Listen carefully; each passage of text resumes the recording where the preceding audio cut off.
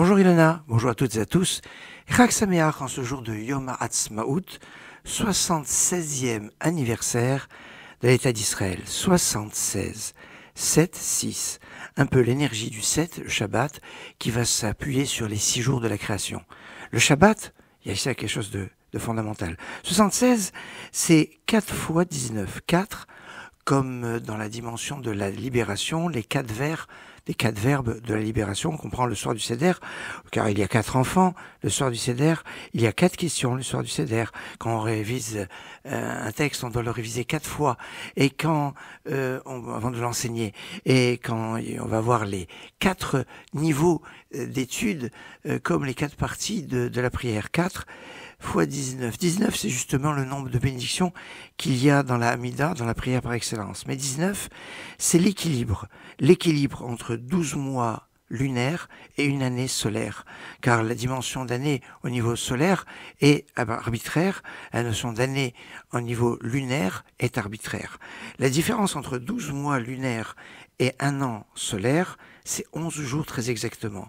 Et pour qu'on ait un calendrier où les fêtes soient toujours calées sur les saisons, eh bien, on a sur un cycle de 19 ans, oui, 19 ans, 7 années qui sont des années embolismiques, des années à 13 mois, pour rééquilibrer les 11 jours de décalage qu'il y a entre 12 mois lunaires et une année solaire. 19 ans.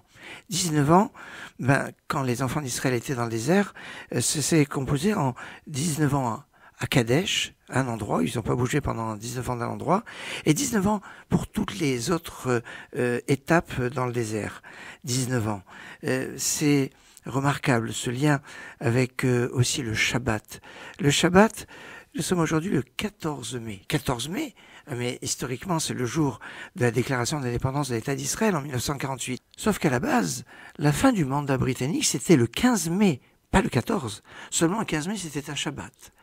Et on n'a pas voulu faire la proclamation de l'État d'Israël le jour du Shabbat. Non, pas de transgression du Shabbat pour proclamer l'État d'Israël. Alors ça a été avancé d'un jour, le 14 mai, comme aujourd'hui. Ah mais aujourd'hui, en date hébraïque, on est le 6 Iyar. Historiquement, le Yom Ha'atzmaut, c'est pas le 6 Iyar, mais le 5 Iyar. Le 5 Iyar n'est fêté comme jour de Yom Ha'atzmaut que quand il tombe un mercredi.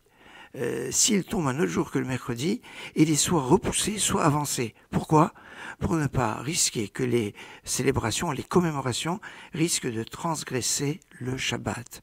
Shabbat est une date, un jour ô combien important pour l'État d'Israël, pour Israël, dans notre lien avec la terre d'Israël. Remarquable. La guerre de Kippour avait commencé un 6 octobre. C'était Kippour et c'était Shabbat. 50 ans juste après, 50 ans en 2023, c'est le 7 octobre qui a été choisi, qui était un Shabbat et Simchat Torah en Israël pour cette guerre dans laquelle nous nous trouvons actuellement. C'était aussi un Shabbat. Alors le Shabbat est là. Le Shabbat qui est dans le lien, dans la Kedusha, dans la sainteté, en ce 76e anniversaire de l'État d'Israël. Un moment fort pour penser à la force et la puissance du Shabbat. Comme il est marqué, « Veshameru bnei Israël est à Shabbat » et les enfants d'Israël garderont le Shabbat. Et on dit plus que ce que les enfants d'Israël ont gardé le Shabbat, c'est le Shabbat qui les a gardés.